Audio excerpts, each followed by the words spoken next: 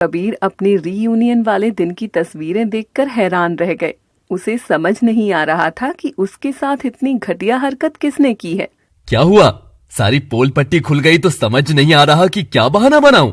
Kabir tension में आ गया कि कहीं राहुल यहाँ सबके सामने ही कुछ भी बोलना ना शुरू कर दे। तभी परिधि राहुल के पास आकर इधर उधर देखते हुए धीरे से बोली, राहुल तुम गलत समझ रहे हो, मैं तुम्हें सब बताती हूँ, पर पहले यहाँ से चलो।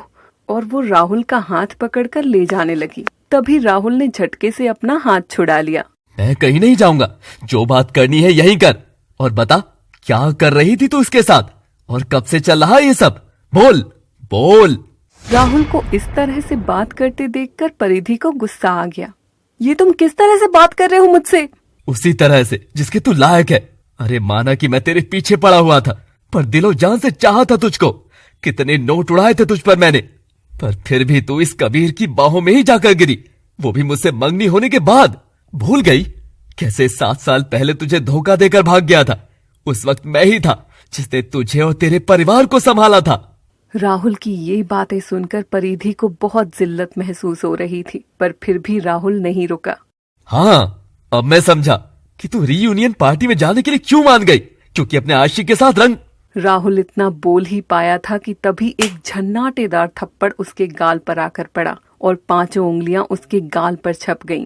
राहुल एकदम शॉक्ड रह गया। उसके सामने कबीर खड़ा था, जो उसे गुस्से में देख रहा था। बस अपनी हद में रहो, और हाँ, करता हूँ मैं परिधि से प्यार, बहुत प्यार। ये सुनकर परिधि भी शॉक्ड रह गई। लगातार बजे जा रही थी। सुषमा ने भागकर दरवाजा खोला और शॉक्ड रह गई। उनके सामने राहुल शराब के नशे में धुत खड़ा था। राहुल को ऐसी हालत में देखकर सुषमा परेशान हो गई।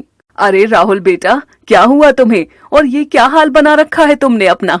अक्षत भी वहाँ आ गया और राहुल को ऐसी हालत में देखकर परेशान होने लगा। सुषमा उसका हाथ पकड़कर अंदर लाने लगी। तभी राहुल ने अपना हाथ झटकते हुए छुड़ा लिया। छोड़ो मेरा हाथ और बंद करो अपना ये नाटक। चुपचाप परिधि को बुलाओ। ये पहली बार था जब राहुल ने उन लोगों से इस तरह से बात करी थी। सुषमा और अक्षत दोनों हैरान रहे। गिरी हुई, घटिया और धोखेबाज लड़की है। अपनी बहन के बारे में ऐसे शब्द सुनकर अक्षत को गुस्सा आ गया और वो राहुल की तरफ चार्ज करते हुए बोला, अब अगर तुमने एक भी गलत शब्द मेरी बहन के लिए निकाला ना, तो मैं ये भूल जाऊंगा कि तुम मेरी बहन के होने वाले पति हो। अरे भाड़ में जाओ तुम, और भाड़ में जाए तुम्हारी बहन। राहुल ये बोल ही रहा था कि तभी वहाँ परिधि आ गई।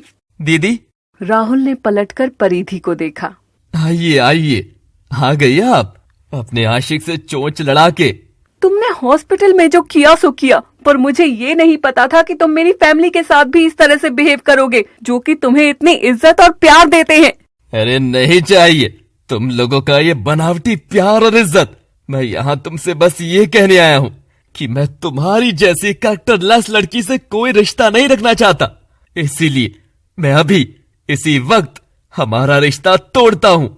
ये कहकर राहुल ने अपनी एंगेजमेंट रिंग उंगली से निकालकर परिधि की तरफ फेंक दी। सभी लोग राहुल की बात सुनकर शॉक्ड रह गए। राहुल की बात सुनकर परिधि कैसे रिएक्ट करेगी? क्या कबीर अपनी बेगुनाही साबित कर पाएगा? कौन सा राज है राहुल का जो बिंदिया को पता है? आगे की कहानी जानने के लिए देखते रहिए प्यार के बंधन 2 दिलों की कहानी का अगला भाग, सिर्फ अपने चैनल लव सिटी पर। Thanks for watching.